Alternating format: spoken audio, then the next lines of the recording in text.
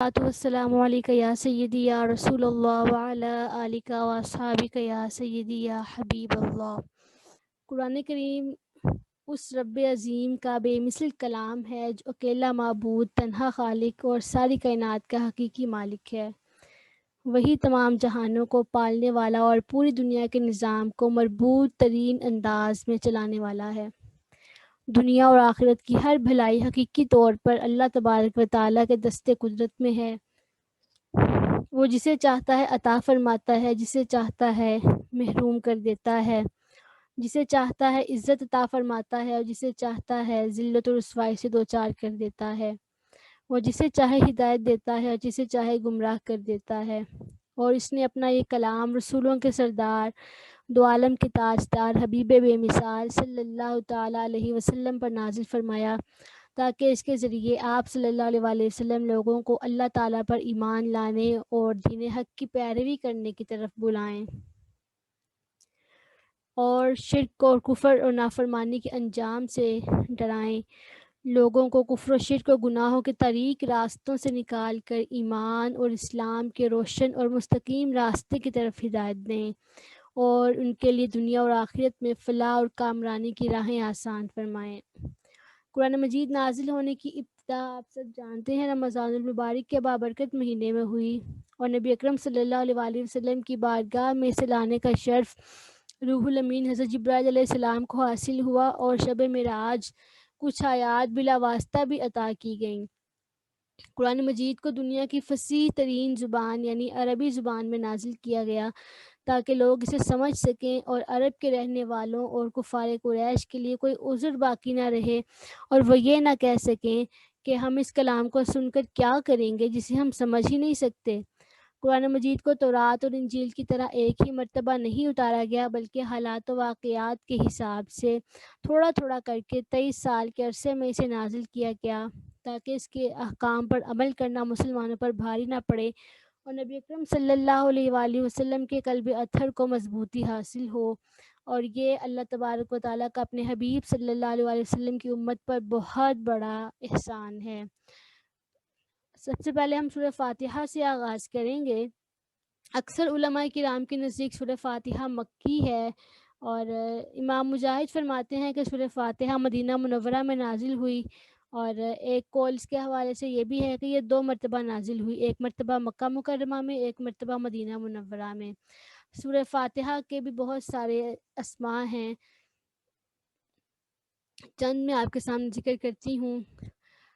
ایک نام ہے فاتحۃ الکتاب یعنی کتاب کی ابتدا کرنے والی۔ سورہ فاتحہ سے قرآن پاک کی تلاوت شروع کی جاتی ہے اور اسی سورت سے قرآن پاک لکھنے کی ابتدا کی جاتی ہے، اس لیے اسے فاتحۃ الکتاب یعنی کتاب کی ابتدا کرنے والی کہا جاتا ہے۔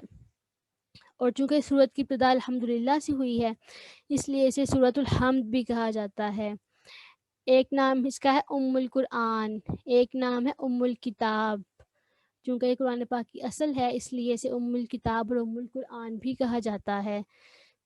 اور یہ سورت نماز کی حرکت میں پڑھی جاتی ہے اور ایک قول چونکہ یہ بھی ہے کہ یہ سورت 2 دفعہ نازل ہوئی ہے، اس حوالے سے اس سورت کو 7 مثانی بھی کہا جاتا ہے یعنی بار بار پڑھے جانے والی یا ایک سے زائد مرتبہ نازل ہونے والی 7 آیات۔ اور اسے سورہ کنز، سورہ وافیہ اور سورہ کافیہ بھی کہتے ہیں کیونکہ دین کے بنیادی امور کی جامع ہے۔ اور سورہ فاتحہ پڑھنا باعث شفا ہے، جیسے کہ حضرت عبد الملک بن عمیر رضی اللہ تعالیٰ عنہ سے روایت ہے کہ حضور صلی اللہ علیہ وسلم نے ارشاد فرمایا سورہ فاتحہ ہر مرض کے لیے شفا ہے، تو اس نسبت سے اس کو سورہ شفا اور سورہ شافیہ بھی کہا جاتا ہے۔ اور یہ سورۃ دعا بھی ہے، دعا کے الفاظ پر بھی مشتمل ہے، اس لیے اسے سورۃ دعا، سورہ تعلیم المسئلہ، سورہ سوال، سورہ مناجات اور سورہ تفویض بھی کہا جاتا ہے۔ ایک فضیلت تو میں نے آپ کو سنا دی کہ سورہ فاتحہ ہر مرض کے لیے شفا ہے۔ اس کے علاوہ حضرت عبداللہ بن عباس رضی اللہ تعالیٰ عنہ فرماتے ہیں کہ ایک فرشتہ آسمان سے نازل ہوا اور اس نے حضور صلی اللہ علیہ وآلہ وسلم کی بارگاہ میں سلام پیش کیا اور عرض کیا، یا رسول اللہ صلی اللہ علیہ وآلہ وسلم، آپ کو ان 2 نوروں کی بشارت ہو جو آپ کے سوا کسی نبی کو عطا نہیں کیے گئے، اور وہ 2 نور یہ ہیں سورہ فاتحہ اور سورہ بقرہ کی آخری آیات۔ سورہ فاتحہ کا ترجمہ یہ ہمارے سامنے ہے، یہاں پر میں پڑھتی ہوں۔ یہ تمام تعریفیں صرف اللہ تعالیٰ کے لیے ہیں جو تمام جہانوں کا پالنے والا ہے، انتہائی مہربان اور بہت رحیم ہے، جزا کے دن کا مالک ہے۔ ہم تیری ہی عبادت کرتے ہیں اور تجھ ہی سے مدد مانگتے ہیں۔ ہمیں سیدھے راستے پر چلا، ان لوگوں کے راستے پر جن کو تو نے انعام سے نوازا، جو نہ تو تیرے غضب کا نشانہ بنے اور نہ ہی گمراہی کا شکار ہوئے۔ تو اس سورہ مبارکہ کے ترجمہ سے ہمیں پتہ چلا کہ اس میں یہ مضامین ہیں، اس میں اللہ تعالیٰ کی حمد و ثنا کا بیان ہے، اور اس میں اللہ تعالیٰ کے رحمان الرحیم ہونے کا ذکر ہے، اور مخلوق کے مرنے کے بعد دوبارہ زندہ کیے جانے کا اور قیامت کے دن اعمال کی جزا و سزا ملنے کا ذکر ہے۔ اس کے بعد اللہ تعالیٰ کا مستحق عبادت ہونے کا ذکر ہے، اس کے حقیقی مددگار ہونے کا ذکر ہے، دعا کے آداب کا بیان ہے، اللہ تعالیٰ سے دین حق و صراط مستقیم کی طرف ہدایت ملنے، نیک لوگوں کے حال سے موافقت اور گمراہوں سے بچنے کی تعلیم ہے۔ یہ صرف چند چیزیں ہیں جو آپ کے سامنے میں نے ذکر کی ہیں۔ سورہ فاتحہ میں بہت زیادہ علم ہے، بہت زیادہ علم ہے، بے شمار چیزیں ہیں۔ حضرت سیدنا علی کرم اللہ وجہ الکریم فرماتے ہیں اگر میں چاہوں تو سورہ فاتحہ کی تفسیر سے 70 اونٹ بڑھوا دوں۔ اعلیٰ حضرت امام احمد رضا خان رحمۃ اللہ تعالیٰ علیہ حضرت علی کرم اللہ وجہ الکریم کا یہ قول ذکر کرنے کے بعد آپ فرماتے تھے کہ ایک اونٹ کئی من بوجھ اٹھاتا ہے، یعنی کتنے من بوجھ اٹھاتا ہے، اور ہر من کے 1000 جزا ہوتے ہیں۔ تو اگر یہ کیلکولیٹ جس کو کیا جائے تو اس حساب سے 25 لاکھ جز بنتے ہیں۔ اور یہاں پر الرحمن اور الرحیم کے حوالے سے میں یہ بات ذکر کر دوں جو ضروری ہے کہ اللہ تعالیٰ کے سوا کسی اور کو رحمان کہنا جائز نہیں ہے۔ رحیم کہا جا سکتا ہے، جیسے کہ اللہ تعالیٰ نے قرآن مجید میں حضور صلی اللہ علیہ وسلم کو رحیم فرمایا ہے۔ سورۃ توبہ کی آخری آیت مبارکہ ہے لَقَدْ جَاءَكُمْ رَسُولٌ مِّنْ أَنفُسِكُمْ عَزِيزٌ عَلَيْهِ مَا عَنِتُّمْ حَرِيصٌ عَلَيْكُمْ بِالْمُؤْمِنِينَ رَءُوفٌ رَحِيمٌ۔ تو رحیم کہہ سکتے ہیں لیکن رحمان اللہ تبارک تعالیٰ کے سوا کسی کو نہیں کہہ سکتے۔ ہمارے ہاں عموماً لوگ نام بھی یہ رکھتے ہیں، تو رحمان خالی نام نہیں رکھنا چاہیے، عبد الرحمن نام رکھنا چاہیے، اور پکارنے میں بھی مکمل عبد الرحمن کا لفظ ہی استعمال کرنا چاہیے۔ اب ہم سورہ بقرہ کی طرف آتے ہیں۔ حضرت عبداللہ بن عباس رضی اللہ تعالیٰ عنہ فرماتے ہیں کہ مدینہ منورہ میں سب سے پہلے یہی سورہ بقرہ نازل ہوئی۔ اس سے مراد یہ ہے کہ جس سورت کی آیات سب سے پہلے نازل ہوئی، اور اس میں عربی میں بقرہ گائے کو کہتے ہیں، اور اس سورت کی 8ویں اور 9ویں رکوع کی آیت نمبر 67 سے لے کر 73 تک میں بنی اسرائیل کے ایک گائے کا واقعہ ہے، جو کہ آپ آگے جا کر دیکھیں گے۔ تو اس نسبت سے اس کو سورہ بقرہ کہا جاتا ہے۔ اس کے فضائل بھی کثیر ہیں۔ حضرت سہل بن سعد سعدی رضی اللہ تعالیٰ عنہ سے روایت ہے کہ حضور صلی اللہ علیہ وسلم نے ارشاد فرمایا جس نے دن کے وقت اپنے گھر میں سورہ بقرہ کی تلاوت کی تو 3 دن تک شیطان اس کے گھر کے قریب نہیں آئے گا، اور جس نے رات کے وقت اپنے گھر میں سورہ بقرہ کی تلاوت کی تو 3 راتیں اس کے گھر میں شیطان داخل نہیں ہوگا۔ اور اسی طرح حضرت عبداللہ بن مسعود رضی اللہ تعالیٰ عنہ کی روایت ہے کہ جو بندہ رات کو سورہ بقرہ کی آخری 2 آیتیں پڑھ لے گا تو وہ اسے ناگہانی مصائب سے کافی ہوں گی۔ اور حضرت ابو ہریرہ رضی اللہ تعالیٰ عنہ سے روایت ہے کہ نبی اکرم صلی اللہ علیہ وسلم نے ارشاد فرمایا اپنے گھروں کو قبرستان نہ بناؤ، یعنی اپنے گھروں میں عبادت کیا کرو، شیطان اس گھر سے بھاگتا ہے جس میں سورہ بقرہ کی تلاوت کی جاتی ہے۔ ایک اور حدیث مبارکہ حضرت ابو ہریرہ ہی اس کے راوی ہیں کہ ہر چیز کی ایک بلندی ہوتی ہے، اور قرآن کی بلندی سورہ بقرہ ہے، اور اس میں ایک آیت ہے جو قرآن کریم کی تمام آیتوں کی سردار ہے، اور وہ آیت الکرسی ہے۔ سورہ بقرہ کے مضامین کا جہاں تک تعلق ہے تو اس میں چونکہ طویل صورت ہے تو بہت سارے مضامین ہیں اس کے، تو چند مضامین آپ کے سامنے میں ذکر کرتی ہوں۔ اس میں قرآن پاک کی صداقت، حقانیت اور ہر قسم کے شک و شبہ سے پاک ہونے کا ذکر ہے، قرآن پاک سے حقیقی ہدایت حاصل کرنے والوں کا اور ان کے اوصاف کا بیان ہے، ازلی کافروں کے ایمان سے محروم رہنے کا اور منافقوں کی بری خصلتوں کا ذکر کیا گیا ہے، اور قرآن پاک میں شک کرنے والے کفار سے قرآن مجید جیسی صورت بنا کر لانے کا مطالبہ کیا گیا ہے۔ آدم علیہ السلام کی تخلیق کا ذکر ہے، خانہ کعبہ کی تعمیر کا ذکر ہے، ابراہیم علیہ السلام کی دعا کا ذکر ہے، بنی اسرائیل کی کے حوالے سے ذکر ہے، عبادات اور معاملات جیسے نماز، زکوٰۃ، ماہ رمضان المبارک کے روزے، خانہ کعبہ کا حج، اللہ تبارک و تعالیٰ کی راہ میں جہاد، یتیموں کے ساتھ حسن سلوک، نکاح، طلاق، رضاعت، عدت، ایلا، جادو، قتل، ان تمام معاملات کا ذکر ہے۔ تابوت سکینہ، طالوت و جالوت کے درمیان ہونے والی جنگ کا ذکر ہے، مردوں کو زندہ کرنے کے ثبوت کے طور پر حضرت عزیر علیہ السلام کی وفات کا ذکر ہے، اللہ تبارک و تعالیٰ کی بارگاہ میں رجوع کرنے، گناہوں سے توبہ کرنے اور کفار کے خلاف مدد طلب کرنے، ان تمام معاملات کا ذکر ہے۔ اب ہم اس کے ترجمہ اور تفسیر کی طرف آتے ہیں۔ بسم اللہ الرحمن الرحیم، الف لام میم، یہ حروف مقطعات ہیں، ان کا علم اللہ تعالیٰ اور اس کے پیارے حبیب صلی اللہ علیہ وسلم کو ہے، اور اللہ تعالیٰ اس کے حبیب صلی اللہ علیہ وسلم کے بتائے سے جس کو اللہ تعالیٰ اس کے حبیب صلی اللہ علیہ وسلم بتا دے ان کو بھی اس کا علم ہو جاتا ہے۔ یہ بلند مرتبہ کتاب ہے، کسی شک کی جگہ نہیں اس میں ڈرنے والوں کے لیے ہدایت ہے، جو ان دیکھی چیزوں پر ایمان لاتے ہیں، نماز قائم کرتے ہیں اور جو کچھ ہم نے انہیں دیا ہے اس میں سے خرچ کرتے ہیں، اور اے حبیب اس قرآن پر ایمان لاتے ہیں جو آپ کی طرف نازل کیا ہے اور جو کچھ آپ سے پہلے نازل کیا، اور وہی آخرت پر ایمان رکھتے ہیں، وہی لوگ اپنے رب کی طرف سے ہدایت کی راہ پر گامزن ہیں اور وہی لوگ کامیاب ہیں۔ یہاں تک مومنین کی صفات کا ذکر کیا گیا ہے، ان کے متقین اور مومنین وہ لوگ ہیں جو کہ غیب پر ایمان لاتے ہیں، نماز قائم کرتے ہیں اور اپنے مالوں کی زکوٰۃ ادا کرتے ہیں، صدقات و خیرات کرتے ہیں، اور جو کتاب اللہ تعالیٰ نے آپ کی طرف نازل کی ہے اور جو پہلی آسمانی کتابیں ہیں ان پر ایمان رکھتے ہیں۔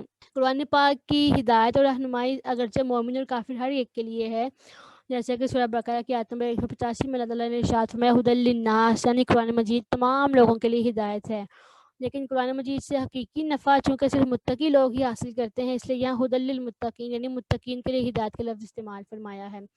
اور تقویٰ کا معنی ہے نفس کو خوف کی چیز سے بچانا، اور شریعت کی اصطلاح میں تقویٰ کا معنی ہے کہ نفس کو ہر اس کام سے بچایا جائے جسے کرنے یا نہ کرنے سے کوئی شخص عذاب کا مستحق ہو، جیسے کفر و شرک، کبیرہ گناہ اور بے حیائی کے کام، ان سب سے اپنے آپ کو بچانا یہ ضروری ہے۔ اور بزرگان دین یوں بھی فرماتے ہیں کہ تقویٰ یہ ہے کہ تیرا خدا تجھے وہاں نہ دیکھے جہاں اس نے منع کیا ہے۔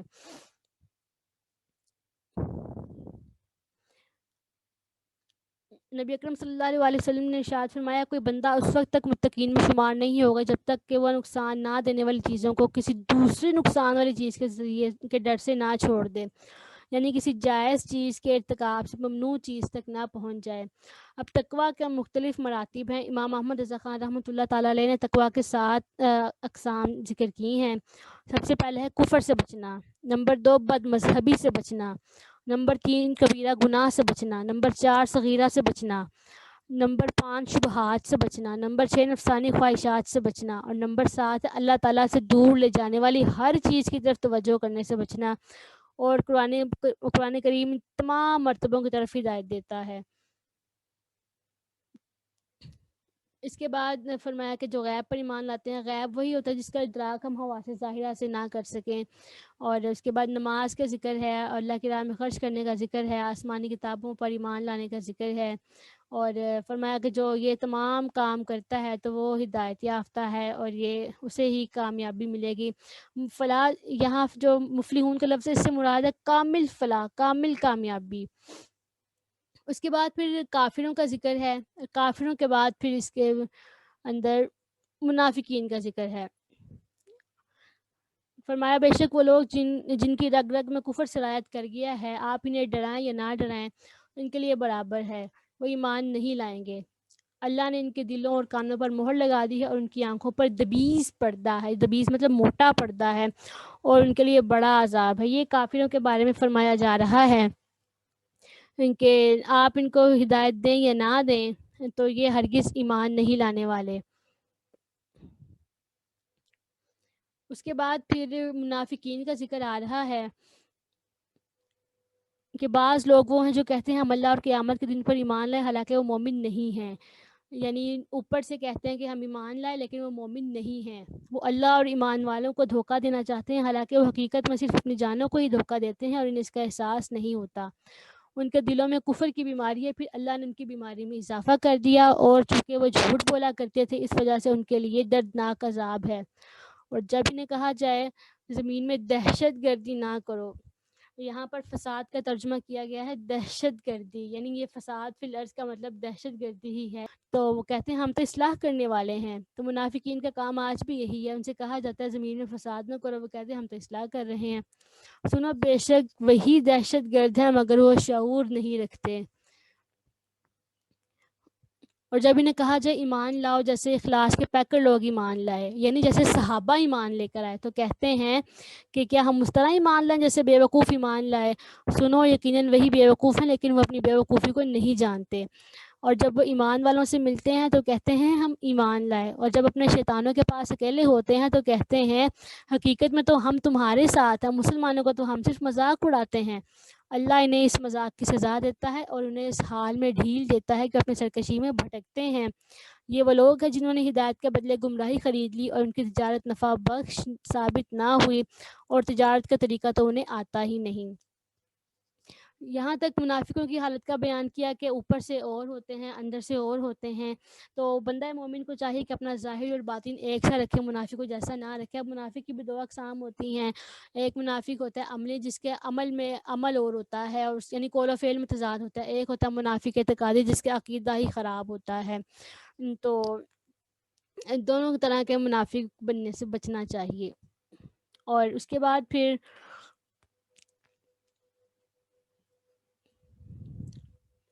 میں کہ وہ اللہ کو دھوکہ دینا چاہتے ہیں تو اللہ تعالیٰ کو تو کوئی دھوکہ نہیں دے سکتا، وہ اللہ تعالیٰ دلوں کی بھید بھی جانتا ہے اور ظاہر باطن سب کچھ جانتا ہے۔ اور یہ جو منافق ہیں یہی لوگ فساد پھیلاتے ہیں کہ اپنے لوگوں کے پاس جا کر مسلمانوں کی جاسوسی کیا کرتے تھے، تو اس طرح سے فساد پھیلانے کی کوشش کیا کرتے تھے۔ جب ان سے کہا جاتا تھا کہ زمین میں فساد نہ پھیلاؤ، دہشت گردی نہ پھیلاؤ، تو کہتے تھے ہم تو اصلاح کرنا چاہتے ہیں۔ اور جب ان سے کہا جاتا ہے کہ ایمان لے کر آؤ، جیسے صحابہ ایمان لے کر آئے، تو وہ کہتے ہیں ہم ان بیوقوفوں کی طرح ایمان لے کر آئیں۔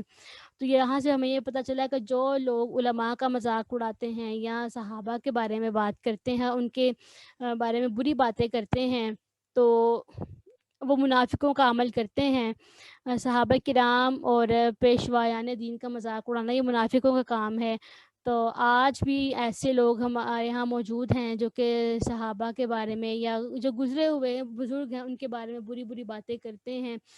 تو ایسے لوگوں کی صحبت سے بھی بچنا چاہیے اور نیک لوگوں کے پاس بیٹھنا چاہیے تاکہ زبان سے ہمیشہ اچھی باتیں ہی نکلا کریں۔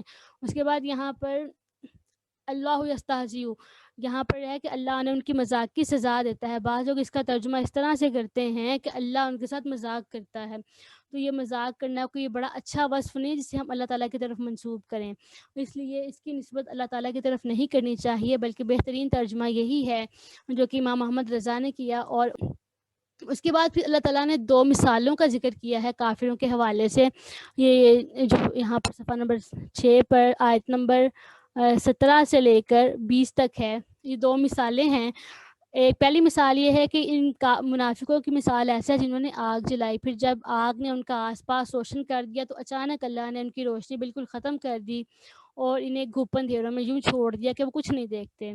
وہ بہرے ہیں، گونگے ہیں، اندھے ہیں، اس لیے وہ ہدایت کی طرف پلٹ کر نہیں آئیں گے۔ دوسری مثال پھر یہ دی کہ یا ایسے ہیں جیسے بادل سے برستی ہوئی موسلا دھار بارش ہے جس میں گھوپ اندھیرے ہوں، گرج اور چمک بھی ہو، اور کڑک کے سبب موت کے ڈر سے اپنے کانوں میں انگلیاں ٹھوس لیتے ہیں، اور اللہ کافروں کو گھیرے ہوئے ہے۔ قریب ہے بجلی ان کی نگاہیں اچک لے، اور جب ان کے لیے روشنی ہوتی ہے اس میں چل پڑتے ہیں، اور جب ان پر اندھیرا چھا جاتا ہے تو وہ کھڑے رہ جاتے ہیں، اور اگر اللہ چاہے تو ان کے دیکھنے کی اور سننے کی قوتیں چھین لے۔ تو یہ یہاں پر ان کی مثال ذکر کی ہے منافقوں کی، یعنی جب بھی مسلمانوں کو کوئی نیکی پہنچتی، بھلائی پہنچتی تو مسلمانوں کے ساتھ ہو جاتے، اور جب کوئی نقصان پہنچتا تو پھر ان کو چھوڑ دیتے تھے۔ تو یہی یہاں پر ان کی مثال ذکر کی گئی ہے۔ اس کے بعد فرمایا اگلا رکوع ہے کہ اے لوگوں اپنے رب کی عبادت کرو جس نے تمہیں اور تم سے پہلے لوگوں کو پیدا کیا تاکہ تم متقی بن جاؤ۔ یہاں پر انسان کی تخلیق کے حوالے سے ذکر ہے، تو ہم کہتے ہیں قرآن مجید میں جمیع علوم کا ذکر ہے، یہ علم تخلیقیات کا ذکر ہے یہاں پر. اور آگے نعمتوں کا ذکر کیا کہ وہ رب جس نے تمہارے لیے زمین کو فرش اور آسمان کو عمارت بنایا، بادل سے پانی نازل کیا اور اس کے ذریعے تمہارے کھانے کے لیے کچھ پھل نکالے، لہٰذا تم جانتے بوجھتے ہوئے اللہ کے شریک نہ بناؤ. اور اگر تم یہاں پر اس اتنی آیات میں اللہ تعالیٰ نے انسان پر کی گئی نعمتوں کا ذکر کیا، فرمایا کہ اللہ نے تم پر اتنی نعمتیں کی ہیں تو تمہیں چاہیے کہ جس نے اتنی نعمتیں کی ہیں اس کی ہے وہ کون سی ایسی ہستی ہے جس نے مجھ پر اتنی نعمتیں کی ہیں. تو اس سے استدلال کرتے ہوئے تم کفر و شرک نہ کرو اور صرف اسی کو ہی اپنا معبود مانو. اس کے بعد ذکر آئے گا آیات میں کہ کافر جو تھے وہ قرآن مجید کا انکار کیا کرتے تھے اور طرح طرح کے ہیلے بہانے اس حوالے سے کیا کرتے تھے. تو ان کو چیلنج کیا جا رہا ہے آگے کی آیات میں کہ اگر تم قرآن کے بارے میں شک میں مبتلا ہو جو ہم نے اپنے برگزیدہ بندے نبی عربی صلی اللہ علیہ وسلم پر اتارا ہے اور تم سچے ہو تو اس جیسی بے مثل کتاب سے کوئی صورت لے آؤ اور اللہ کے سوا اپنے تمام حمایتیوں کو بلا لاؤ. اور اگر تم ایسا نہ کر سکو اور ہرگز نہ کر سکو تو اس آگ سے ڈرو جس کا ایندھن انسان اور پتھر ہے اور وہ کافروں کے لیے ہی تیار کی گئی ہے. تو کافروں کو یہاں تک چیلنج کیا گیا اور کہا گیا کہ تم ہرگز کوئی بھی آیت نہیں بنا سکو گے. اس کے بعد پھر ایمان والے جو کہ ایمان لے کر آتے ہیں اللہ پر روز آخرت پر ان کے لیے خوشخبری سنائی کہ آپ ان لوگوں کو خوشخبری دیجئے جو ایمان لائے اور انہوں نے نیک کام کیے، ان کے لیے جنت کے ایسے گلشن ہیں جن کے نیچے سے نہریں جاری ہیں. جب بھی انہیں ان جنتی گلشنوں میں سے کوئی پھل کھانے کے لیے دیا جائے گا تو اسے دیکھتے ہی کہیں گے یہ تو وہی پھل ہے جو ہمیں پہلے دیا گیا تھا، حالانکہ انہیں ملتے جلتے پھل دیے گئے ہوں گے. اور جنت کے ان باغوں میں ان کے لیے ایسی پاکیزہ بیویاں ہوں گی، وہ ان باغات میں ہمیشہ رہیں گے. اس کے بعد آیت مبارکہ میں جو آ رہی ہے اس کا شان نزول کچھ اس طرح سے ہے کہ جب اللہ تعالیٰ نے پیچھے منافقوں کے حوالے سے مثالیں ذکر کی تو منافقوں نے کہا کہ اللہ تعالیٰ یہ ایسی مثالیں کیوں بیان کر رہا ہے. تو پھر اس کے جواب میں اللہ تعالیٰ نے یہ ارشاد فرمایا کہ بے شک اللہ تعالیٰ سمجھانے کے لیے کسی بھی مثال کے بیان کرنے کو ترک نہیں فرماتا، وہ مچھر ہو یا اس سے بڑھ کر حقیر. پھر جو ایمان لاتے ہیں وہ جانتے ہیں کہ وہ مثال ان کے رب کی طرف سے حق ہے، اور جن لوگوں نے کفر کیا تو وہ کہتے ہیں اس مثال سے اللہ کی کیا مراد ہے. اللہ اس کے ذریعے بہت سے لوگوں کو گمراہی میں چھوڑ دیتا ہے اور بہت سے لوگوں کو ہدایت دیتا ہے، اور اس کے ذریعے صرف نافرمانوں کو ہی گمراہی میں چھوڑتا ہے. فاسقین مطلب نافرمان.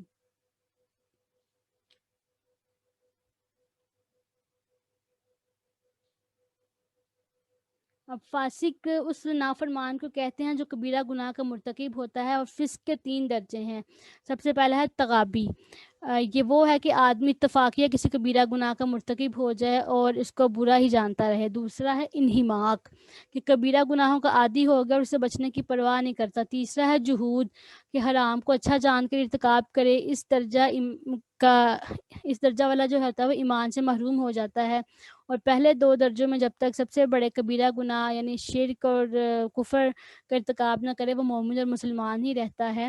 تو اس آیت مبارکہ میں فاسقین سے وہی نافرمان لوگ مراد ہیں جو کہ ایمان سے خارج ہو گئے. پھر آگے فرمایا جو اللہ سے پختہ عہد کرنے کے بعد اسے توڑ دیتے ہیں اور اس چیز کو کاٹ دیتے ہیں جسے اللہ تعالیٰ نے جوڑے رکھنے کا حکم دیا ہے اور زمین میں دہشت گردی کرتے ہیں، وہی لوگ خسارہ اٹھانے والے ہیں.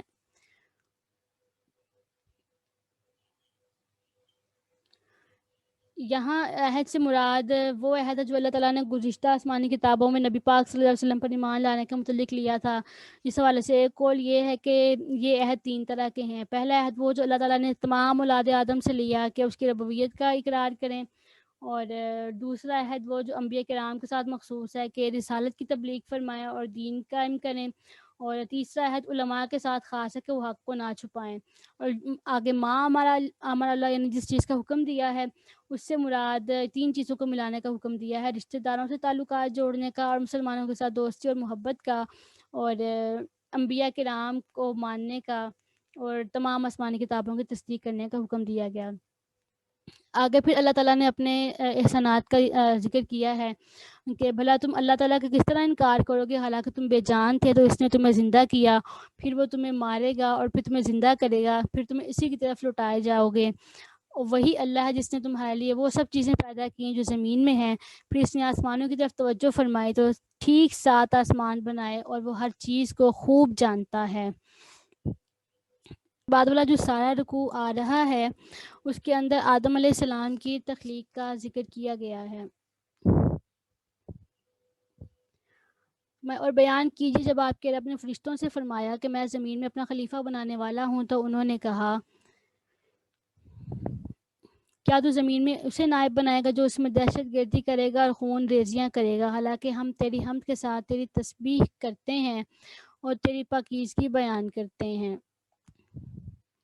بے شک اللہ تعالیٰ نے فرمایا بے شک میں وہ سب کچھ جانتا ہوں جو تم نہیں جانتے ہو. تب اللہ تعالیٰ نے آدم کو تمام چیزوں کے نام سکھائے، پھر تمام چیزوں کو فرشتوں کے سامنے رکھا اور فرمایا اگر تم سچے ہو تو ان کے نام بتاؤ. تو فرشتے کہنے لگے تو پاک ہے، ہمیں تو اتنا ہی علم ہے جتنا تو نے ہمیں عطا فرمایا ہے، بے شک تو ہی بہت علم والا اور عظیم حکمت والا ہے. تب اللہ نے فرمایا اے آدم ان فرشتوں کو ان تمام چیزوں کے نام بتاؤ. اور جب آدم نے انہیں سب چیزوں کے نام بتا دیے تو اللہ نے فرمایا کیا میں تمہیں نہیں کہا تھا میں آسمان و زمینوں کی تمام چیزوں کو جانتا ہوں اور ان سب باتوں کو جانتا ہوں جو تم ظاہر کرتے ہو اور جو کچھ تم چھپاتے ہو. اور بیان کیجئے جب ہم نے فرشتوں سے کہا کہ آدم کی طرف رخ کر کے سجدہ کرو تو ابلیس کے سوا سب نے سجدہ کیا، اس نے انکار کیا اور تکبر کیا اور کافروں کے گروہ میں داخل ہو گیا. اور ہم نے فرمایا اے آدم تم اور تمہاری بیوی جنت میں رہو اور اس میں جہاں سے چاہو بغیر کسی روک ٹوک کے کھاؤ اور اس پودے کے قریب بھی نہ جانا اور نہ حد سے بڑھنے والوں میں سے ہو جانا. پس شیطان نے انہیں اس پودے کے ذریعے پھسلایا اور ان کی ان نعمتوں سے باہر نکال دیا جن میں وہ رہتے تھے. ہم نے فرمایا تم سب جنت سے چلے جاؤ، تمہاری اولاد آپس میں ایک دوسرے کے دشمن ہوگی اور تمہیں ایک وقت مقرر تک زمین میں ٹھہرنا اور نفع حاصل کرنا ہے. پھر آدم نے اپنے رب کے کچھ کلمات سیکھ لیے تو اللہ نے ان کی توبہ قبول کر لی، بے شک وہ توبہ کو بہت قبول کرنے والا اور انتہائی مہربان ہے. ہم نے فرمایا تم سب جنت سے چلے جاؤ، پھر اگر تمہارے پاس میری طرف سے ہدایت آئی تو جو لوگ میری ہدایت کی پیروی کریں گے ان پر قیامت کے دن نہ تو آئندہ کا کوئی خوف ہوگا اور نہ ہی وہ ماضی پر غمگین ہوں گے. اور جو لوگ کفر کریں گے اور ہماری آیتوں کو جھٹلائیں گے وہ دوزخی ہوں گے اور ہمیشہ اسی میں رہیں گے. یہاں پر آدم علیہ السلام کی تخلیق کا واقعہ ذکر کیا گیا ہے. اللہ تعالیٰ نے فرشتوں سے کہا کہ میں زمین میں خلیفہ بنانے والا ہوں. خلیفہ اسے کہتے ہیں جو احکامات جاری کرنے اور دیگر اختیارات میں اصل کا نائب ہوتا ہے. اگرچہ تمام انبیاء کرام ہی اللہ تعالیٰ کے خلیفہ ہیں لیکن یہاں خلیفہ سے آدم علیہ السلام مراد ہیں. اور فرشتوں کو آدم علیہ السلام کی خلافت کی خبر اس لیے دی گئی کہ وہ ان کے خلیفہ بنائے جانے کی حکمت دریافت کریں اور ان پر خلیفہ کی عظمت و شان ظاہر ہو کہ ان کو پیدائش سے پہلے ہی خلیفہ کا لقب عطا فرما دیا گیا اور آسمان والوں کو پیدائش کی بشارت دی گئی. یہاں پر یہ بات یاد رہے کہ اللہ تعالیٰ اس سے پاک ہے کہ اس کو کسی سے مشورہ کرنے کی حاجت ہو. البتہ یہاں خلیفہ بنانے کی خبر فرشتوں کو ظاہری طور پر مشورے کے انداز میں دی گئی ہے. اس سے اشارتاً معلوم ہوتا ہے کہ اگر ہم کوئی اہم کام کرنے لگیں تو اپنے ماتحت افراد سے مشورہ کر لینا چاہیے تاکہ اس کام سے متعلق ان کے ذہن میں کوئی خلش ہو تو اس کا ازالہ کیا جا سکے. نبی اکرم صلی اللہ علیہ وسلم بھی صحابہ کرام سے مشورے کیا کرتے تھے. فرشتے اللہ تعالیٰ کی نوری مخلوق ہیں، گناہوں سے معصوم ہیں، اللہ تعالیٰ کے معزز بندے ہیں. اور اس کے بعد ہمیں یہاں سے علم کے فضائل پتہ چلتے ہیں کہ اللہ تعالیٰ نے جو وہ آدم علیہ السلام کو فرشتوں پر فضیلت دی وہ علم کی بنا پر دی. اور یہاں ایک حدیث مبارکہ میں آپ کو سنانا چاہوں گی کہ ہم اس وقت جو قرآن مجید پڑھ رہے ہیں اور اس کو سیکھ رہے ہیں. حضرت ابوذر رضی اللہ تعالیٰ عنہ فرماتے ہیں کہ نبی اکرم صلی اللہ علیہ وسلم نے مجھ سے فرمایا اے ابوذر تمہارا اس حال میں صبح کرنا کہ تم نے اللہ تعالیٰ کی کتاب سے ایک آیت سیکھی ہو یہ تمہارے لیے 100 رکعتیں نفل پڑھنے سے بہتر ہے. وہ تمہارا اس حال میں صبح کرنا کہ تم نے علم کا ایک باب سیکھا ہو جس پر عمل کیا گیا ہو یا نہ کیا گیا ہو تو یہ تمہارے لیے 1000 نوافل پڑھنے سے بہتر ہے. تو الحمدللہ ہم اس وقت قرآن مجید کی بہت سی آیات کو پڑھ رہے ہیں اور سیکھ رہے ہیں. تو اللہ تعالیٰ ہمیں یہ تمام جو نیکیاں ہیں عطا فرمائے. تو ایک بات ہمیں یہاں سے یہ بھی پتہ چلتی ہے کہ انبیاء کرام فرشتوں سے افضل ہیں. اور دوسری بات یہ ہے کہ انبیاء کرام معصوم ہیں. اور ایک بات یہ کہ انبیاء کرام کی طرف ظلم کی نسبت کرنا یہ درست نہیں ہے. یہاں پر سجدے کا ذکر کیا گیا ہے تو سجدے کی 2 اقسام ہیں، ایک ہے عبادت کا سجدہ اور ایک ہے تعظیم کا سجدہ۔ عبادت کا سجدہ کسی کو معبود سمجھ کے کیا جاتا ہے، اور تعظیم کا سجدہ وہ ہوتا ہے جس سے مسجود کی یعنی جس سے سجدہ کیا جا رہا ہے اس کی تعظیم مقصود ہوتی ہے۔ تو یہ قطعی عقیدہ ہے کہ سجدہ عبادت اللہ تعالیٰ کے لیے خاص ہے، کسی اور کے لیے نہیں ہو سکتا اور نہ کسی شریعت میں کبھی جائز ہوا ہے۔ اور فرشتوں نے آدم علیہ السلام کو تعظیمی سجدہ کیا تھا، اور وہ باقاعدہ زمین پر پیشانی رکھنے کی صورت میں تھا، صرف سر جھکانا نہیں تھا۔ تعظیمی سجدہ پہلی شریعتوں میں جائز تھا، ہماری شریعت میں جائز نہیں ہے۔ اور اس سے یہاں پر تکبر کی مذمت بھی پتہ چلی کہ شیطان نے تکبر کیا اور اس نے سجدہ نہیں کیا، تو ہمیں بھی اس سے بچنا چاہیے کیونکہ یہ شیطان کا کام ہے۔ اس کے علاوہ یہاں پر یہ آیت مبارکہ ہے جہاں یہ میرا کرسر ہے، ان کے تم ظالموں میں سے ہو جاؤ گے۔ تو انبیاء کرام کو ظالم کہنا یہ جائز نہیں ہے۔ اللہ تعالیٰ اپنے مقبول بندوں کے بارے میں جو چاہے وہ فرمائے، وہ مالک و مختار ہے، وہ جو چاہے فرمائے فرما سکتا ہے، اور کسی دوسرے کی کیا مجال ہے کہ وہ انبیاء کرام کے متعلق کوئی ایسا خلاف ادب کلمہ زبان پر لائے۔ آج کل لوگ بہت زیادہ دلیر ہو جاتے ہیں اور وہ نہیں لحاظ کرتے کہ وہ کسی نبی کے بارے میں بات کر رہے ہیں یا کس شخصیت کے بارے میں بات کر رہے ہیں۔ تو اس لیے ہمیں بڑی شخصیات کے بارے میں، اللہ تعالیٰ کی ذات کے بارے میں، انبیاء کرام کے بارے میں جب بھی بات کریں تو ہمیں اپنے بہت زیادہ الفاظ کو احتیاط کے ساتھ استعمال کرنا چاہیے اور بہت دھیان کے ساتھ ہمیں دیکھنا چاہیے۔ اس کے بعد پھر آدم علیہ السلام نے اللہ تعالیٰ کی بارگاہ میں توبہ کی، اور جو توبہ انہوں نے کی وہ نبی اکرم صلی اللہ علیہ وسلم کے وسیلے سے دعا کی تھی۔ تو اس سے ہمیں یہ بھی پتہ چلا کہ مقبولان بارگاہ کے وسیلے سے دعا کرنا یہ بھی جائز ہے۔ اور توبہ جب کوئی گناہ ہو جائے تو اللہ تبارک و تعالیٰ کی بارگاہ میں توبہ کر لینی چاہیے، اللہ تبارک و تعالیٰ معاف فرما دیتا ہے۔ اس کے بعد کی جو آیات ہیں، یہ آیت نمبر 40 سے لے کر 150 تک، اس کی اکثر آیات میں بنی اسرائیل کا کہ عروج و زوال کا ذکر آئے گا، بنی اسرائیل کے عروج و زوال کا، عزت و ذلت کا، اقبال اور ادبار کا، جزا و سزا کا، ان کے معاملات کا۔ تو ہمیں اس سے سبق سیکھنا چاہیے کہ وہ کیا کیا اسباب تھے جن کی وجہ سے بنی اسرائیل کو زوال ہوا تھا، اور ہم ان اسباب سے بچ سکیں تاکہ ہم اس ذلت اور رسوائی میں نہ پڑ جائیں۔ تو بنی اسرائیل کو یہاں پر نعمتوں کا یاد دلایا گیا کہ جن پر اللہ تعالیٰ نے نعمتیں کی تھیں، کہ ان پر ان کے آباء و اجداد پر کہ فرعون سے نجات دلائے، دریا میں راستہ بنا دیا، بادل کو سائبان بنا دیا، کھانے پینے کے لیے ان کو چیزیں دی، من و سلوہ ان کو دیا، طاقتور قوموں پر ان کو فتح دی، پھر کہا کہ تم وعدہ پورا کرو۔ تو یہاں وعدے سے مراد وہ وعدہ ہے جو اللہ تعالیٰ نے سورہ مائدہ میں ذکر کیا ہے، ان کی نماز قائم رکھو، زکوٰۃ ادا کرو، میرے رسولوں پر ایمان لاؤ، اور ایک قول کے مطابق اس سے وہ وعدہ مراد ہے کہ وعدہ لیا گیا تھا کہ بنی اسماعیل سے جو نبی آئے گا اس پر ایمان لانا ہے، یعنی نبی اکرم صلی اللہ علیہ وسلم پر۔ اس کے بعد پھر تورات پر اور قرآن مجید پر ایمان لانے کے بارے میں انہیں کہا گیا ہے، اور جو وہ آیات کو چھپاتے تھے، بالخصوص نبی اکرم صلی اللہ علیہ وسلم کی شان میں آیات نازل ہوتی تھیں، ان کو چھپاتے تھے، اس کو چھپانے سے منع کیا گیا ہے، اور نماز قائم کرنے کا، زکوٰۃ دینے کا، اور رکوع کرنے والوں کے ساتھ رکوع کرو، یعنی کہ اس سے مراد ہے نماز باجماعت ادا کرو، نماز باجماعت ادا کرنے کا حکم دیا گیا ہے۔ نماز باجماعت ادا کرنے کی بہت زیادہ فضیلت ہے، اور گھر کی جو خواتین ہیں ان کو چاہیے کہ وہ اپنے مردوں کو اس بات کی ترغیب دلایا کریں کہ وہ مسجد میں جا کر نماز ادا کیا کریں۔ اس کے بعد فرمایا کہ کیا تم لوگوں کو نیکی کا حکم دیتے ہو، اپنے آپ کو بھول جاتے ہو، حالانکہ تم کتاب پڑھتے ہو، کیا تم سمجھتے نہیں ہو؟ تو اس سے ہمیں پتہ چلا کہ ہمیں جس چیز کا دوسروں کو حکم دیں خود بھی ہمیں اس پر عمل کرنا چاہیے۔ تبلیغ کا سب سے پہلا اصول ہی یہی ہے کہ انسان پہلے خود عمل کرے اور پھر دوسروں کو بتائے۔ اس کے بعد صبر اور نماز کے ذریعے سے مدد حاصل کرنے کی ترغیب دی گئی، اور فرمایا کہ صبر اور نماز سے مدد حاصل کرو، اور دل سے میری طرف جھکنے والوں پر یہ کام مشکل نہیں ہے، اس کے علاوہ لوگوں کے لیے کام مشکل ہے۔ اللہ تعالیٰ نے ہمیں قرآن مجید میں ارشاد فرمایا کہ صبر اور نماز سے مدد طلب کرو۔ تو پورے ایمان، پورے عقیدے کے ساتھ اللہ تعالیٰ کے حضور کھڑے ہو کر نماز ادا کی جائے اور اللہ تعالیٰ سے دعا کی جائے اور صبر کا مظاہرہ کیا جائے، تو بے شک اللہ تعالیٰ دعائیں قبول فرماتا ہے. پھر فرمایا جو یقین رکھتے ہیں اپنے رب سے ملاقات کرنے کا، اسی کی طرف انہیں لوٹ کر جانا ہے.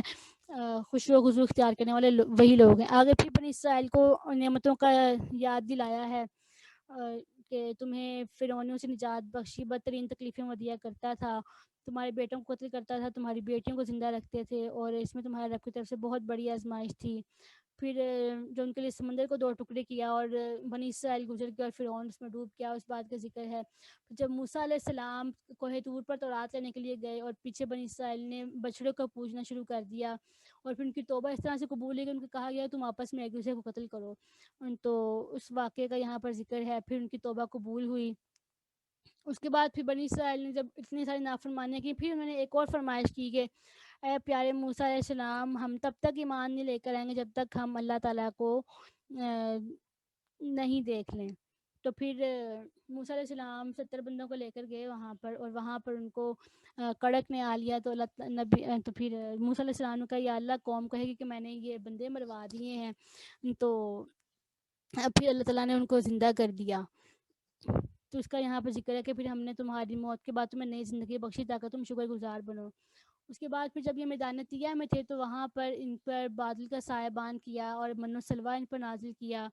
اور اس کے بعد پھر جب یہ بستی میں داخل ہوئے تو انہیں کہا گیا کہ جو تم نے داخل ہونا ہے تم نے حطت کا لفظ پڑھنا، لیکن انہوں نے پھر نافرمانی کی اور حطت کی بجائے ہنتت کا لفظ پڑھا، کا لفظ بولا. اور اس کی وجہ سے پھر ان کو عذاب ہی آیا، ان کو طاعون کا عذاب آیا اس کی وجہ سے. تو طاعون کے حوالے سے حدیث میں موجود ہے کہ جب کسی بستی میں ہو تو نہ وہاں پر جاؤ، اور اگر وہاں پر موجود ہو تو وہاں سے نہ نکلو.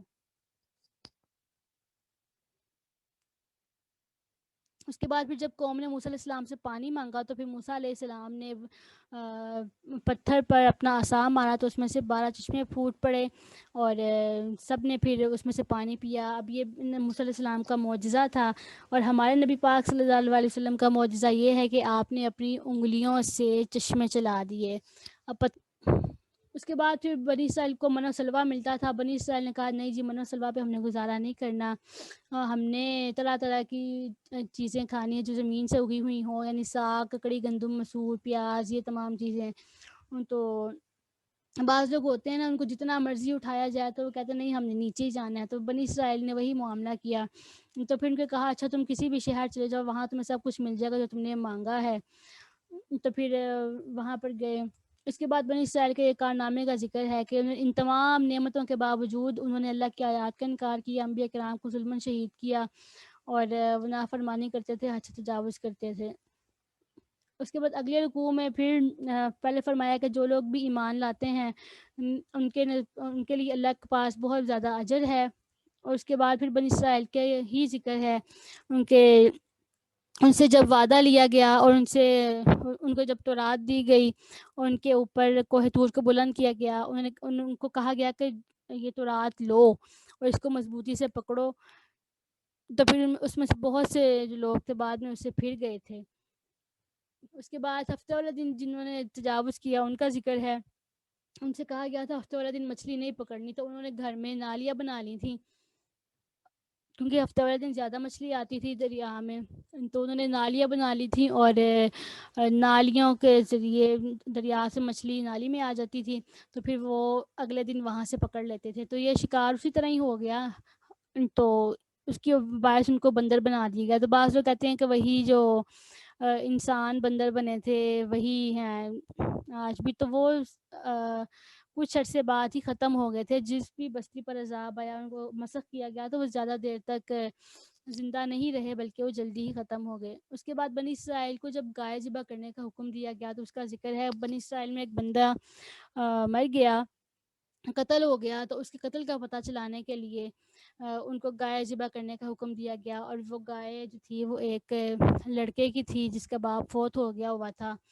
تو ویسے وہ کوئی بھی گائے پکڑ کے ذبح کر دیتے ان کی طرف سے ادا ہو جانی تھی، لیکن انہوں نے طرح طرح کے سوال پوچھے. کبھی انہوں نے پوچھا ہمیں بتائیں کہ وہ گائے کیسی ہے، بوڑھی ہے، جوان ہے؟ تو اللہ تعالیٰ نے فرمایا نہ وہ بوڑھی ہے نہ جوان ہے بلکہ درمیان کی عمر کی ہے، بلکہ نہ بوڑھی ہے نہ بہت کم عمر ہے بلکہ اس کے درمیان کی ہے. پھر انہوں نے کہا کہ ہمیں اس کا رنگ بتا دیں. پھر انہوں نے کہا ہمیں یہ بتا دیں کہ جی وہ کوئی واضح نشانی بتا دیں. تو پھر اللہ تعالیٰ نے فرمایا کہ وہ ایسی ہے کہ نہ وہ ہل چلاتی ہے اور نہ ہی کھیتی کو پانی دیتی ہے، وہ بالکل بے عیب بے داغ ہے. تو پھر ان کو وہ اس لڑکے سے جس کا باپ فوت ہو گیا ہوا تھا، اس نے اس کے لیے گائے چھوڑی ہوئی تھی، وہاں سے ان کو گائے مل گئی تھی. اس کا بھی ایک واقعہ ہے. وہاں سے ان کو وہ گائے مل گئی تھی، انہوں نے وہ گائے لے کے پھر اس کو ذبح کر دیا. تو پھر انہوں نے اس کو مارا تو اس نے اٹھ کے بتا دیا کہ مجھے فلاں بندے نے مارا ہے. اس کے بعد فرمایا کہ پھر دل سخت ہو گئے اور چنانچہ پتھروں کی طرح ہیں، اس سے بھی زیادہ سخت. اور پتھروں میں سے کچھ پتھر ایسے ہیں جو پھٹتے ہیں تو ان میں سے پانی نکلتا ہے، اور پتھروں میں سے کچھ ایسے ہیں کہ اللہ کے خوف سے گر پڑتے ہیں اور تمہارے اعمال سے اللہ بے خبر نہیں ہے. آگے پھر یہودیوں کا معاملات کا ذکر ہے کہ وہ اللہ تعالیٰ کا کلام سنتے تھے، ان کو بدل دیتے تھے، یعنی بنی اسرائیل کا ہی معاملات کا ذکر ہے. اس کے بعد فرمایا کہ جب ایمان والوں سے ملتے تو کہتے ہیں ہم ایمان لائے، جب تنہائی میں ایک دوسرے سے ملتے تو کہتے ہیں اللہ نے جو تم پر منکشف کی ہے کیا تم وہ مسلمانوں کو بتا دیتے ہو تاکہ تمہارے رب کے سامنے تمہارے خلاف دلیل بنائے. کیا تم اتنی بات نہیں سمجھتے؟ کیا وہ کفر کے سرغنے نہیں جانتے کہ اللہ ہر بات کو جانتا ہے، جسے وہ چھپاتے ہیں اور جسے وہ ظاہر کرتے ہیں. یہ منافقوں کا یہاں پر ذکر ہے. آگے والی آیات نے بھی انہی کا ہی اپنی کتاب میں تحریفات کرنے کے حوالے سے اس بات کا ذکر ہے. تو فرمایا کہ ان کے لیے ان کے ہاتھوں کی لکھائی ان کی کمائی کے سبب بربادی ہے، خرابی ہے. اس کے بعد یہودیوں کے قول کا ذکر ہے کہ وہ کہتے تھے کہ ہمیں دوزخ میں صرف چند دنوں تک رہنا ہے. ہمیں پہلے کہتے تھے ایک تو ہمیں جانا ہی نہیں ہے جہنم میں، اگر ہم جائیں گے تو صرف چند دنوں تک. تو پھر یہاں اللہ تعالیٰ فرما رہا ہے کہ پیارے حبیبہ آپ انہیں فرما دیجیے کیا تم نے اللہ سے کوئی وعدہ لے رکھا ہے؟ اگر ایسا تو پھر تو اللہ وعدہ خلافی نہیں فرماتا. اگر ایسا نہیں ہے تو پھر تم نے یہ بات کہاں سے گھڑ لی ہے؟